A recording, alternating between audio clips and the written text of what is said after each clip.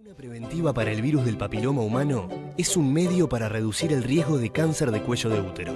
Cuando la vacuna se administra a adolescentes antes de su primera relación sexual, se evitan algunos de los tipos de virus de mayor agresividad. Hablemos de la vacuna. Habla con tu médico, con tus padres, con amigas y con personas de tu confianza. Ministerio de Salud Pública. Comisión Honoraria de Lucha contra el Cáncer.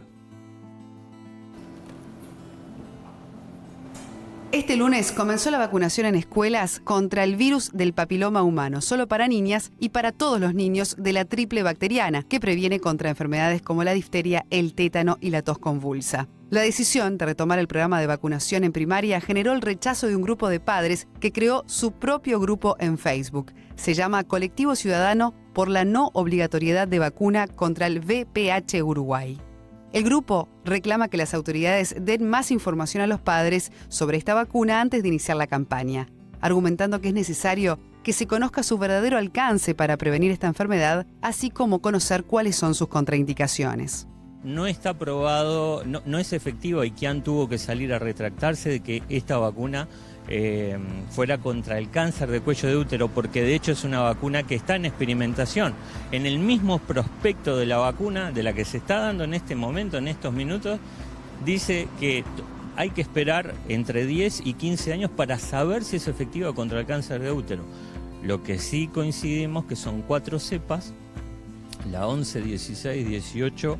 y 21, si mal no recuerdo. A ver, lo tengo. 11, 6, 11, 16, 18. La 6 y la 11 no tienen efectos negativos. De la 11 y de la 18, la 18 no hay en Uruguay. Y de la 11 hay solo un 21% que lo tiene presente. Hay 100 cepas que existen hoy en día y solamente se está brindando en Uruguay. En el 2013 se dio a conocer toda esta información y están las notas donde Brioso indicaba que estaba en contra de la obligatoriedad de la vacuna. Cuando cambia la administración y digamos que se pone al frente de esta campaña el doctor Kian, cambia completamente. La información es retaseada, es recortada y desaparecen mágicamente los efectos adversos. Autoridades del Ministerio de Salud Pública, también la Sociedad Uruguaya de Pediatría y la Sociedad de Ginecólogos del Uruguay se manifiestan, sin embargo, a favor de la vacunación. Argumentan que prevenir este virus es clave para reducir la ocurrencia de casos de cáncer de cuello de útero. Sobre las contradicciones de la vacuna y las medidas de prevención para el cáncer de cuello de útero, hablamos ahora en Buen Día Uruguay.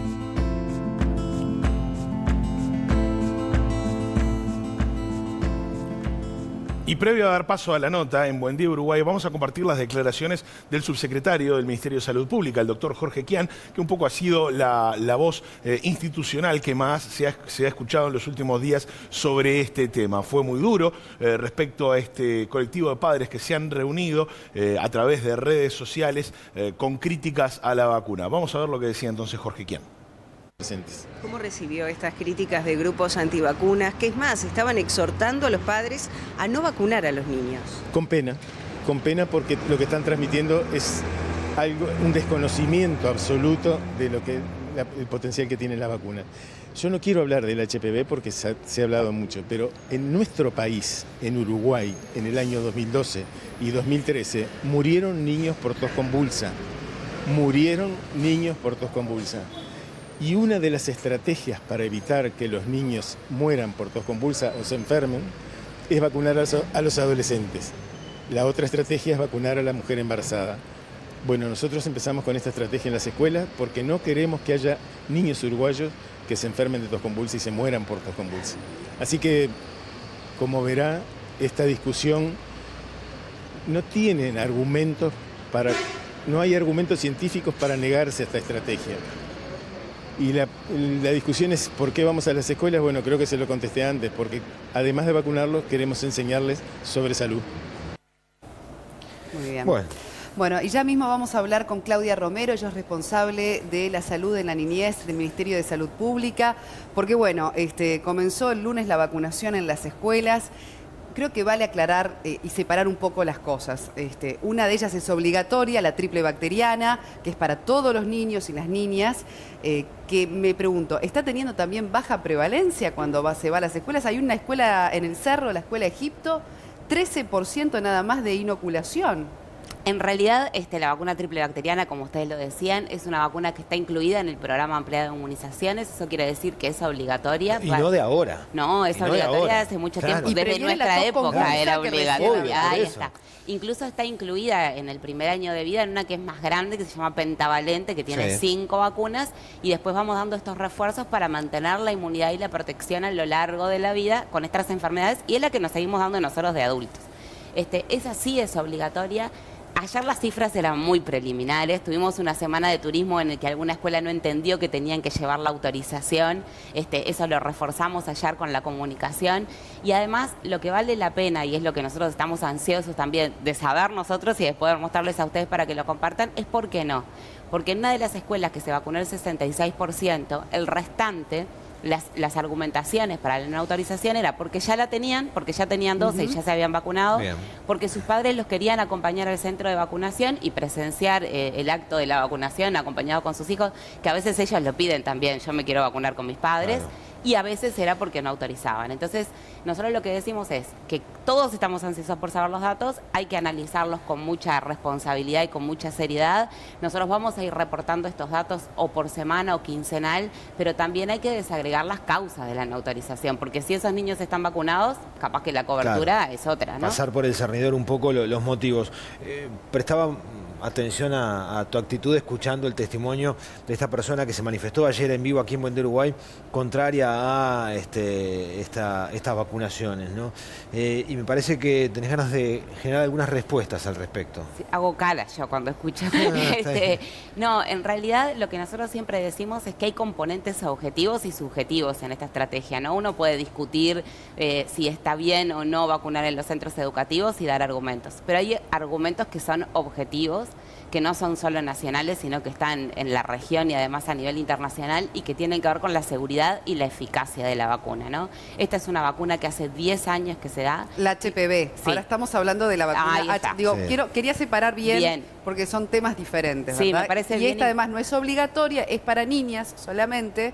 Pero está recomendada especialmente por el Ministerio. Me parece bien importante hacer como la diferencia. Yo estoy hablando del HPV porque los argumentos que sentíamos se referían específicamente a la vacuna contra el papiloma humano, contra el virus del papiloma humano, que no es obligatoria, que es recomendada, que en muchos países es obligatoria, que esta estrategia de vacunación en las escuelas no es una iniciativa de Uruguay, más allá de que Uruguay ya la haya tenido en otros años con otras vacunas, y que en realidad en los estudios internacionales lo que muestran son 10 años de seguridad con un margen de confianza realmente alto, ¿no? Los efectos adversos no son diferentes a las otras vacunas. Yo lo que pregunto es, ¿cuántos leemos el prospecto de las vacunas que recomendamos en el primer año de vida? De cada una que nos van a dar cuando decimos vayan a vacunar a sus hijos porque previene de tal y de tal y de tal enfermedad, todos confían en la palabra del médico y sí explicamos, ¿no? La fiebre, el dolor local, el enrojecimiento que se puede presentar. Lo que sí decimos es, el cáncer de cuello uterino tiene una relación sostenible y comprobada con la infección por el virus del papiloma humano. El virus del papiloma humano, que tiene muchos serotipos, puede producir cáncer y puede producir otro tipo de lesiones. La vacuna previene contra la infección por el virus y ya está demostrado que las lesiones preneoplásicas, o sea, las que nosotros requerimos ver antes de que se desarrolle el cáncer, que son crecimientos de células, ¿no? Que tienen hasta nombres raros que no vale ni la pena, ¿no? Transmitirlos, pero que son justamente precursores del cáncer, eso ya está demostrado que previene. Entonces, la eficacia de la vacuna para la infección del virus del papiloma humano, para las infecciones preneoplásicas y otras como las verrugas genitales o los condilomas acuminados, también está demostrado que previene. Eso indirectamente nos dice que previene del cáncer de cuello uterino, que es verdad, necesitamos más años, porque no es que uno se infecte y al otro día o a los 2 años desarrolle cáncer, desarrolla este tipo de lesiones. Y eso ya está demostrado, hay estudios con rigurosidad científica que se pueden poner arriba de la mesa y se pueden compartir. ¿Y por qué no es obligatoria entonces? ¿Por qué el Ministerio la sugiere y no la incluye dentro de lo que son las vacunas obligatorias? Y bueno, esos son procesos que llevan las vacunas, ¿no? Recordemos que algunas vacunas que hoy están incluidas como obligatorias en el carnet esquema de vacunación no eran obligatorias. La hepatitis A, de hecho, empezó con una trayectoria no de inicio obligatoria y después se fue incluyendo. la Comisión Nacional Asesora de Vacunas, que está conformada por expertos en el tema de vacunaciones, la academia, sociedades científicas, recomienda ahora que sea obligatoria y que sea incluida, pero esto tiene también otro análisis que tiene que ver con los costos, ¿no? Con los costos en salud, con otras estrategias de salud. Hoy por hoy es recomendada. Nosotros sabemos que Uruguay tiene una adhesión diferente a las vacunas que son obligatorias y a las que son recomendadas, pasa con la gripe también. Sí. Y bueno, capaz que ese es el camino que después se va a implementar. Hoy por hoy es recomendada y nosotros no vacunamos en las escuelas sin la autorización de los papás. De los argumentos que dicen para no hacerla obligatoria es que solamente esta vacuna cuenta con la prevención en 4 cepas.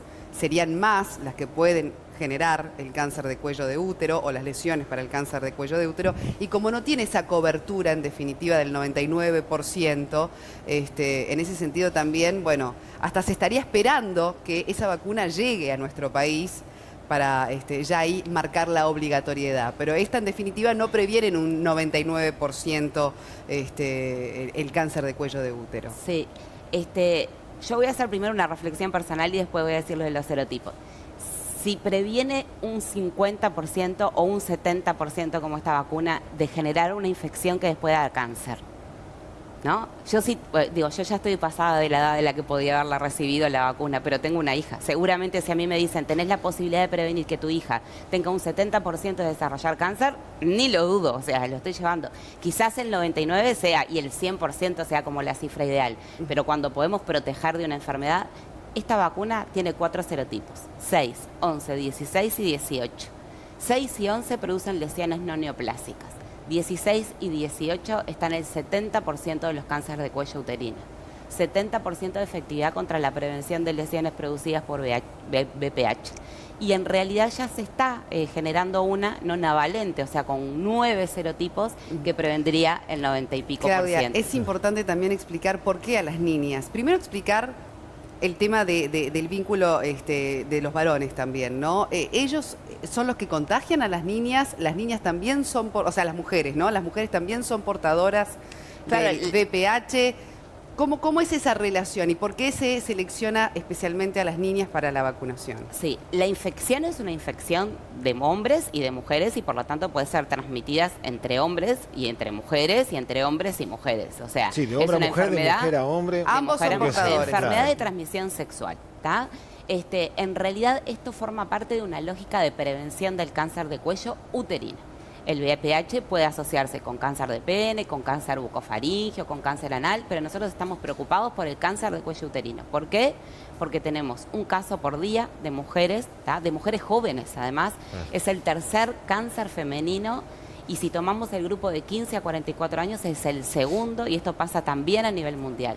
De esas se mueren la mitad más o menos, ¿está? Una cada 3 días se muere de cáncer de cuello uterino. Acá en Uruguay, sí, en una Uruguay, mujer cada 3 días casos se muere por año del cáncer que quieren prevenir al menos en un 70%. Ahí está. Entonces, en realidad, lo que nosotros decimos es, esto es parte de una lógica, no es la única estrategia. Nosotros insistimos mucho con el PAP, pero también tenemos baja cobertura de PAP. También tratamos de concientizar a las mujeres que se vayan a hacer el PAP, que permite una detección precoz y, por lo tanto, un abordaje oportuno de esta enfermedad. Es una parte, una herramienta más que tenemos y va hacia esto. No está demostrado que vacunar a hombres disminuya efectivamente el cáncer de cuello uterino y sí vacunar a mujeres genera una barrera para que me infecte con ese virus y pueda desarrollar la enfermedad. Y en principio lo que se recomienda es lograr una buena cobertura en la población femenina y bueno, será otro paso también discutir la obligatoriedad sí o no, incluir, como hay otros países, muy pocos, pero hay, que incluyan la vacunación en los varones. Ahora, esto ha generado mucha controversia y se ha metido todo dentro de una bolsa, vacunas, escuelas, que puede llevar a que no se alcance esa cifra que mencionábamos más temprano de un 95% de la población de esa edad vacunada y por lo tanto con un riesgo de que haya enfermedades que comiencen a transmitirse. Ustedes desde la cartera entienden, más allá del análisis que decía que hay que hacer de las cifras, que hay cierta irresponsabilidad por parte de aquellos que difunden con sus argumentos esta intención de que no se vacunen contra el HPV en las escuelas, precisamente porque se mete todo dentro de la misma bolsa. Sí, nosotros estamos preocupados por meter todos en la misma bolsa porque en realidad esta estrategia no forma parte de aumentar la cobertura contra HPV. Es una de las patas, pero queremos aumentar la cobertura que decían ustedes hoy con la enfermedad triple bacteriana, ¿no? Sobre todo nos preocupa el componente de la tos convulsa. Y ahora no podemos estar ajenos a lo que pasa a nivel mundial y a lo que pasa cerquita tos convulsa. con sarampión, por ejemplo, que es otra de las vacunas obligatorias. Nosotros tenemos buenas coberturas vacunales y nosotros casi que llegamos en el conteo global al 95%, que si uno lo desagrega empieza a encontrar lugares donde no llego al 95%, tengo que poder aumentarlo. Entonces, esta es una estrategia para aumentar la cobertura. Yo escucho al señor que hablaba recién y a mí me dan ganas de hablar con ese señor. O sea, al padre que forma parte del colectivo, como otros colectivos que también hemos recibido en el Ministerio. Lo que nosotros decimos es, estamos con las puertas abiertas, podemos sentarnos a conversar. Nosotros, esto no es una postura personal, nosotros estamos defendiendo la salud, en este caso de los niños. Yo vengo como responsable de un programa de salud dentro del Ministerio y creo que las vacunas siempre han sido una buena estrategia para la prevención de enfermedades. Ahora, Claudia, ayer cuando conversábamos con el padre, claro, en un momento lo interrumpo bastante y quizás ahí hay un momento tenso con esta persona, porque él mencionó un caso ya de parálisis y es cuando se empieza a difundir ese tipo de información, ¿no? De que habría un caso que por la vacuna, realmente los efectos secundarios, las contraindicaciones. ¿Qué pasa con el manejo de esas situaciones y la responsabilidad también de difundir que, podría haber sido la vacuna la que generó una parálisis en una niña? ¿Qué pasa con eso, no? Y si efectivamente existe algún riesgo en alguna situación puntual para una niña que sea vacunada, porque ese miedo y esa alerta obviamente lleva a los padres a una preocupación enorme. Por supuesto. Para esto son tan útiles estos espacios que uno tiene otra llegada que a veces no la tiene en el consultorio. Nosotros también pedimos a los médicos que hagan el propio espacio en el consultorio para hablar de vacunas, porque muchas veces decimos, vaya a vacunarse, le toca la vacuna de los 6 meses, le toca la vacuna del año, y a veces no contamos todo lo que puede pasar. Cualquier producto que tenga un proceso químico y que nosotros consumamos tiene efectos adversos. Uno toma cualquier antitermoanalgésico de uso más frecuente y si lee el prospecto va a encontrar que tiene contraindicaciones y que tiene efectos adversos. No nos tomamos a veces ese tiempo para leerlo porque cuando uno siente que se lo recomienda el médico, siente que tiene un margen de seguridad apropiada. Los efectos adversos no son distintos a otras vacunas y se presentan en muy bajo porcentaje de casos. Que cuando uno hace todo el análisis de lo que tiene a favor y de lo que tiene en contra, obviamente, claro que si hay un caso y es el de mi hija, para mí va a ser, ¿no?, terrible. Pero en realidad en nuestro país, descripciones de efectos adversos producidos por las vacunas graves no están registrados. Los efectos adversos que se registraron son los banales que ocurren frente a cualquier vacuna, como estos que hablábamos al principio, ¿no? Fiebre, febrícula, dolor local, enrojecimiento, inflamación de la zona. Hay en otros países y hay incluso algunos eventos que salieron en las redes que tenían que ver más con reacciones sincopales o de desmayos que tenían las niñas y que cuando uno va a leer, esto era producido en eventos masivos de vacunación cuando las niñas estaban en las colas y previo a la vacunación sufrían esos episodios sincopales que tienen que ver más con efectos secundarios ahí está, con el estrés. Por eso también nosotros tenemos un protocolo de acción en las escuelas que nos van todos juntos, que no tienen que esperar, sino que... Me acuerdo cuando estaba en sexto la BCG o en primero de escuela fundamentalmente, iban a la BCG, era un problema toda la semana. Ya vamos a estar con Cristian que tiene algunos mensajes de los televidentes, pero a propósito de la cobertura de esta vacuna que previene el virus del papiloma humano, en el mejor de los escenarios, en donde sea masiva la aceptación a que a las niñas se les vacune, ¿está garantizada la cantidad de vacunas? Por lo que manejamos temprano, el tema de costos, ¿no? Que por algo no es obligatorio, también puede ser un argumento, pero ¿hay vacunas suficientes para toda la población de esa edad? Sí, están compradas las vacunas para las cohortes de niñas que van naciendo y que van cumpliendo los 12 años. Recordemos que ahora son en sexto, o sea que a partir de los 11 pueden recibir las dos, la que se recibía antes a los 12 la pueden recibir a las 11 si están cursando pues son dos sexto. Dosis. Sí, y son 2 dosis, por eso volvemos en octubre y noviembre a dar la segunda dosis de HPV. Hay vacunas y no están cerca de la fecha de vencimiento tampoco, que era otra de las cosas que también se decía. Cristian, adelante con mensajes de la gente que también tiene sus preguntas, tiene sus inquietudes para plantear. Adelante. Muchas gracias. Efectivamente están llegando a través de la red social Facebook y vamos a compartir algunos con ustedes. Paola pregunta, ¿por qué vacunar y no enseñar a usar condón si es una enfermedad que se evitaría con solo el buen uso del preservativo? Jova dice, le hicieron una pregunta lógica y racional que no tienen cómo responder. ¿Por qué no vacunan a varones si son quienes transmiten el virus? ¿Por qué el objetivo es vacunar niñas e inutilizarlas como futuras madres?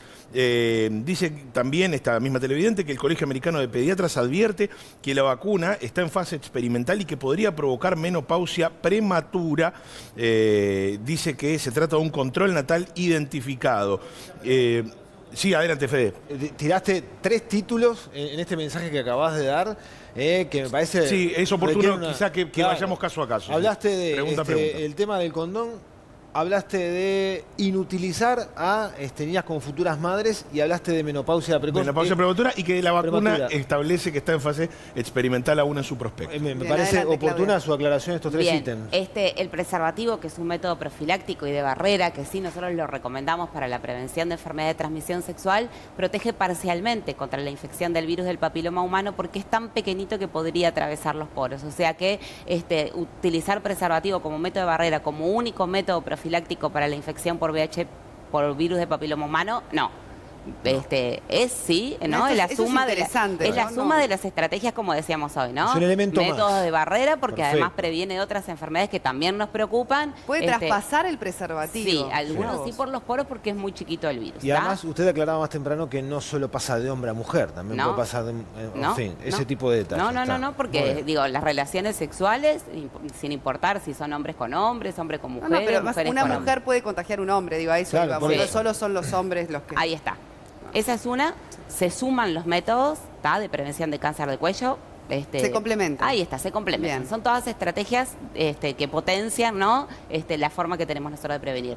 Para nada inutilizamos niñas. De hecho, a ver, si nosotros estamos dando una vacuna que previene contra una infección del virus y lo que generamos son anticuerpos del virus y decimos que hay una prevalencia alta, o sea, que las mujeres a las que no tenían acceso a esta vacuna, ¿no? En otro tiempo, muchas ya estaban infectadas por HPV y se trataron y muchas desarrollaron, ninguna, incluso por la infección natural, tienen esterilidad, mucho menos va a ser por la vacuna. La esterilidad no es un efecto adverso de esta vacuna y no estamos comprometiendo. ¿Menopausia precoz? Tampoco está demostrado, ya lo dijimos, los efectos adversos son los que tenemos y no hay estudios que evidencien que esta vacuna está relacionada con la menopausia precoz. Y no está, hace 10 años que se está dando la vacuna, lo dijimos hoy. Lo que pasa es que lo que también se aclaró, porque bueno, claro, ahora hay mucha información, es que bueno, en realidad un organismo sano, con buena alimentación, una persona que practica deporte, digamos, que tiene su sistema inmunológico bueno, puede limpiarse del virus, ¿no? Limpiarse en el sentido que lo puede ir eliminando el virus. Que esas otras personas que quizás su sistema inmunológico no es tan bueno porque no está bien alimentada, por condiciones de estrés, por medioambientales, etcétera, esa persona tiene mayor dificultad de limpiarse del virus. Me parece... ¿Qué pasa con eso, verdad, de esa asociación, de que por eso no sería tampoco tan imprescindible la vacuna si uno, tiene determinados hábitos saludables? Porque el cuerpo puede terminar eliminándolo. No es así, ni siquiera con un sistema inmune perfecto. Primero que todos estamos expuestos a cambios ambientales que son nocivos y ninguno es tan absolutamente sano que lleve ninguna alimentación extremadamente saludable o ejercicio todos los días. Si no, no existirían las enfermedades, porque uno ve más gente de repente sana por la calle que enferma. Primero que a veces uno tiene determinadas patologías que no son clínicamente evidentes, entonces puede desarrollar una enfermedad que después se puede complicar.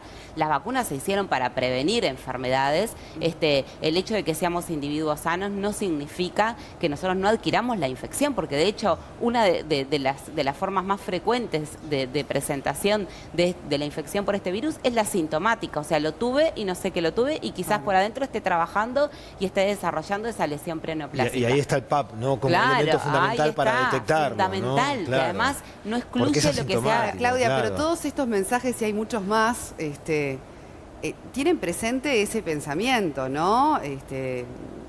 drástico sobre las vacunas o sobre esta vacuna en particular, la del HPV. Tal vez mucho tenga que ver con la desinformación. ¿Cómo se trabaja, claro, con esa contrainformación, si se quiere, ¿no? Porque no quiero decir desinformación porque, bueno, no tengo los elementos tampoco para... En medicina... Como científica que no soy. Yo soy pediatra de profesión, soy una gran defensora del primer nivel de atención. En medicina, el pilar de la educación y lo que nosotros generamos como prevención es fundamental. Y cuando uno previene, no tiene más remedio que sentarse con las familias y contarles lo que puede prevenir y lo que puede pasar si uno no previene. A mí también me gustaría, como decía el doctor Kian, sacar un poco la discusión de esta vacuna que tiene mucho ruido, porque tuvo un transitar que generó mucho ruido con personas importantes en el medio que se manifestaron a favor o en contra, entonces que esto también genera, ¿no? Como esta cuestión de, para mí, esta opinión tan experta y tan respetada, o sea, como... Es con todas las vacunas, porque nosotros ahora estamos preocupados por sarampión. ¿Y qué pasa cuando los países empiezan a dejar vacunar? Empieza a aparecer una enfermedad que ya la teníamos controlada y que América se vanagloriaba de que la había erradicado, ¿no? O que estaba libre, en realidad, de sarampión, no erradicado. Hay que sentarse, hay que explicar, hay que dar mucha información. Hay que estar abierto a recibir estos cuestionamientos y estas preguntas y generar ambientes de diálogo y sin enojos y que uno pueda decir, y tengo esta duda para sacarme, y dónde puedo leer. Y también a veces hay que saber de dónde uno lee y buscar bien la fuente, ¿no? Nosotros muchas veces en los ámbitos universitarios vienen los estudiantes y te dicen, no, leí, ¿y de dónde? Claro. Y la fuente no es válida, sería ¿no? muy necio, esto es una opinión personal, ¿no? Pero sería hasta necio no vincular el aumento de la expectativa de vida de la humanidad con el desarrollo de la ciencia y por ende también con las vacunas que en ese sentido han tenido un rol preponderante. Pero Cristian, la verdad tu intervención fue oportuna para aclarar algunas dudas de televidentes. ¿Tenés más consultas o más mensajes? Muchísimas, Federico. Soledad, por un lado aquí dicen, en la mayor parte de los países de primer mundo está prohibida en base a las investigaciones que se han hecho sobre los efectos adversos. Hay muchos mensajes en ese tenor, incluso algunos complementados por algún link, alguna noticia o artículo. Diga lo que diga, hay niñas en varios países que han tenido reacciones adversas terribles. Después dicen, por ejemplo, muy buena información, me quedo con si se puede proteger ya en un 50% es positivo, y en cuanto al preservativo es lógico que el mismo no te proteja de un cáncer de cuello uterino. Aquí, por ejemplo, dice, ¿por qué hay tanta controversia entre los propios pediatras? Porque hablas con padres y los pediatras de sus hijos en algunos casos no lo recomiendan. Y después también tenemos un mensaje que dice, una mamá que dice que tengo 40 años, tuve este cáncer y a mi hija ya la vacuné. Muy bien. Bueno, los pediatras, la interesante sociedad lo del pediatrial. tema de los pediatras, ¿no? ¿Qué pasa si tu pediatra personal no te lo recomienda? Qué suerte que vinieron mensajes positivos también ahora, esto está bueno. Bueno, en realidad nosotros, así como decimos, nos comunicamos y generamos espacios de diálogo con las personas, las familias de las niñas que pueden ser vacunadas, también con nuestros colegas y compañeros. De hecho, que la Sociedad Uruguaya de Pediatría, que es la que agrupa el mayor colectivo de pediatras, se haya manifestado a favor y a través de sus diferentes comités, ¿no?, que integran más allá de la comisión directiva, la academia, la academia de pediatría, o sea, los formadores de los recursos para atender la salud de los niños, está a favor de la vacuna, igual que los ginecólogos. Ese es el colectivo más importante que todo. Nosotros también decimos que a veces está bueno que nos digan qué pediatra, y no es con esta cuestión de acusar, sino decir, a ver, ¿por qué no estás de acuerdo? ¿No? Porque decían, digan lo que digan, hay efectos adversos. ¿De dónde lo leímos? Porque además los países del primer mundo, Reino Unido, Estados Unidos, España, por poner algunos ejemplos, tienen esta estrategia en las escuelas. Sí, Australia hace una década que el padre que conversaba con nosotros nombraba países que habrían tenido la obligatoriedad de la vacuna y después la habrían retirado. ¿Y dónde está eso? No Porque sé. lo que nosotros tenemos... ¿Les consta eso de No, algún lo país que nosotros haya... tenemos incluso es... muchos países no utilizan en forma obligatoria algunas de las vacunas, ¿no? Tienen otros sistemas de vacunación. Ahora Europa está mirando esto de la obligatoriedad por estos problemas que ha tenido con enfermedades que ya estaban controladas, como difteria, como sarampión. pero por ejemplo, en uno de Estados Unidos copiaba a Reino Unido porque Reino Unido tenía altas coberturas, había una estrategia de vacunación. España, que tiene diferentes estrategias en diferentes provincias, discute, ¿no?, esta estrategia cómo le funcionó para aumentar la cobertura en una escuela, entonces otra provincia se la está copiando. Entonces por eso nosotros decimos, bueno, dialoguemos dónde están y acá mismo en Buen Día Uruguay, perdón, Sole, hace unos días comentábamos que en Australia empezó a vacunarse hace 10 años en las escuelas, y una década es un tiempo, sí, importante como para valorar los resultados, y la incidencia del cáncer de cuello de útero ha disminuido notoriamente, y la mortalidad también entre las mujeres australianas. Ese es un elemento más a tener en cuenta, ¿no? Claudia, bueno, además de toda esta discusión que yo creo que hemos dado mucha información en este tiempo, también hay preocupación por sarampión, ya que lo mencionabas, hay brotes en los países vecinos. Ayer corría la pregunta, ¿los adultos debemos también vacunarnos por sarampión nuevamente? ¿Cómo es el tema específico de sarampión? Hay un comunicado del Ministerio que pide difusión también al respecto. Sí, estamos Perdón que cambio, pero también es una preocupación de actualidad. No cambiamos porque son enfermedades son prevenibles por vacunas. Exacto. Entonces volvemos al tema que nos preocupa, que es la vacuna, lograr estos porcentajes de 95% que tienen que ver con protección individual y protección colectiva, esa protección que nosotros llamamos de rebaño, ¿no? Cuando no podemos vacunar a algunos por muy pequeños o por, como decías tú, Sole, hoy, personas que tienen inmunodepresión, pero yo me vacuno y estoy haciendo una barrera para que el que no se puede vacunar esté protegido de alguna forma. Sarampión nos preocupa. Nos venía preocupando de hace tiempo, estábamos mirando en la región, ya había habido casos, Venezuela, Brasil, Colombia, bueno, y ahora Argentina, ¿no?, con esta lactante de 8 meses que incluso se está buscando la fuente de contacto y que no estaba vacunada porque todavía no le correspondía recibir la vacuna. Es al año que reciben. Nosotros recibimos esta vacuna dentro de la que es triple viral, que es sarampión, rubiola y paperas, y la reciben los niños al año y a los 5 años de vida. Por estas cuestiones que hubo, algunos recibieron una segunda dosis, cuando antes no teníamos 2 dosis, que están en las campañas o en los carnets de vacunación, pueden ver que es chau sarampión. Lo que se recomienda es que todos tengamos 2 dosis de vacuna. Los que si la diste a los 5, antes, ¿cuál es la segunda? Si te la diste al año, la recibís a los 5 años. Esa es ahora el calendario. Una persona ahora de 40 años que no tiene idea si la tiene, si no la tiene, si... Vamos a poner fechas de edades. Antes de 1967, para los que nacieron antes de 1967, no se recomienda la vacunación porque como el sarampión estaba en la vuelta, ¿no?, era una enfermedad presente, tienen inmunidad natural. Los que nacieron después de 1987 ya tienen 2 dosis seguramente y la pueden corroborar en su carnet esquema de vacunación. Ahora los que nacieron entre 1967 y 1987 seguro tengan una dosis. Y algunos en estas campañas pueden haber recibido una segunda dosis, o muchos porque estuvo corriendo por las redes esa campaña que usábamos para el Mundial anterior, que también había casos y recomendábamos que como viajaban se tenían que vacunar. Capaz que algunos que tuvieron la suerte de ir al Mundial recibieron esa segunda dosis y también la tienen registrada en su carnet esquema de vacunación. Fíjate, porque estás pero en ese si no tengo registrado y una, estoy en esas fechas de me voy a dar la segunda dosis. Podés. Y si voy a viajar al Mundial, porque este año tenemos viajes muchos, también me tengo que vacunar. El tema de los mundiales siempre son complicados. Bueno, tienen su parte linda, ¿no? Y esta cuestión que tenemos que, cuando relaten los partidos, digan si los que fueron se refieren.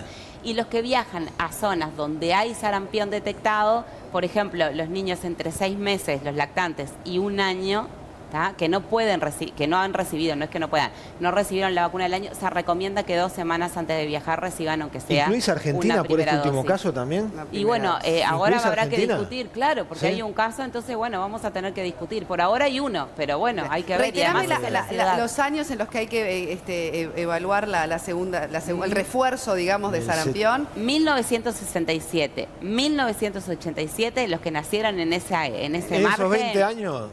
Nosotros estamos por eso, incluidos. estamos todos a revisar entonces si tenemos esa segunda dosis y si no, por las dudas, ir y vacunar.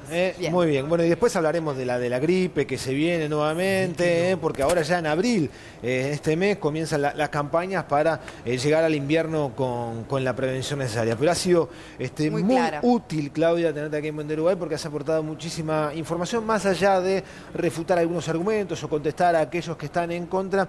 Acá hay una estrategia por parte del Ministerio de Salud Pública, una recomendación, y estuvieron los argumentos de por qué llevan adelante esta campaña. Así que muchísimas gracias. No, gracias a ustedes. Muy bien. Bueno, y gracias también a todos los televidentes que a través de las redes, como Cristian leía, también dieron su opinión. Pausa, sí. Pausa y ya volvemos.